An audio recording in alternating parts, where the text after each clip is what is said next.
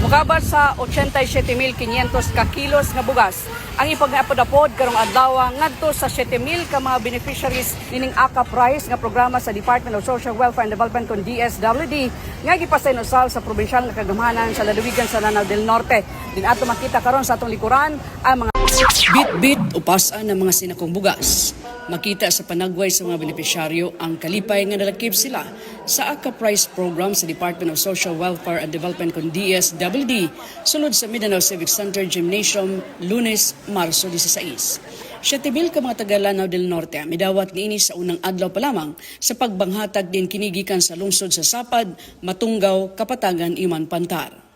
Nanguna usab niini sa pagpasayon sa dagan sa release nini mga bugas dito sa mga beneficiaries ang buhatan sa Provincial Social Welfare and Development pinag-usab ni PSWD Officer Annabel Mendez. Din kauban usab ang iyahang mga staff sa nasasoy nga buhatan tanan ang naningkamot nga ang tanan usab ng mga beneficiaries ang maalagaran gayod pinaagi-usab niining pag-release sa mga bugas.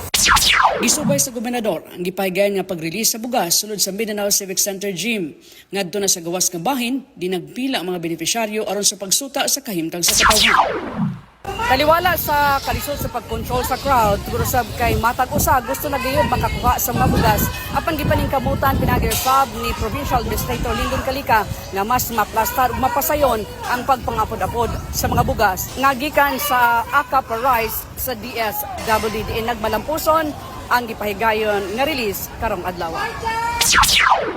Gani nang unay usab sa Provincial Administrator Lyndon Calica sa paghatag og instruction aron mamahimong hapsay og paspas ang pagpaghatag sa bugas. Miabag usab ang Department of Social Welfare and Development kon DSWD Region 10 ingon si Provincial Information Officer Dante Miguel Galindez sa pagpasayon sa release. Naka-ready usab ang medical team gikan sa Provincial Health Office aron sa pagresponde kuno galing adunay nga kasinati og dili maayong pamati sa lawas sa mga benepisyaryo nga naghuwat nga makadawat sila mga bugas. Chares sa AKA Prize sa DSWD din giandam na sa provincial nga kagamhanan ang 12,000 kasakong tag 25 kilos nga Princess Bea nga bugas ang bahinon sa tag 12 og tunga ka kilong bugas sa duha ka beneficiaries. Kini gikatakda ipanghatag sulod sa upat ka adlaw.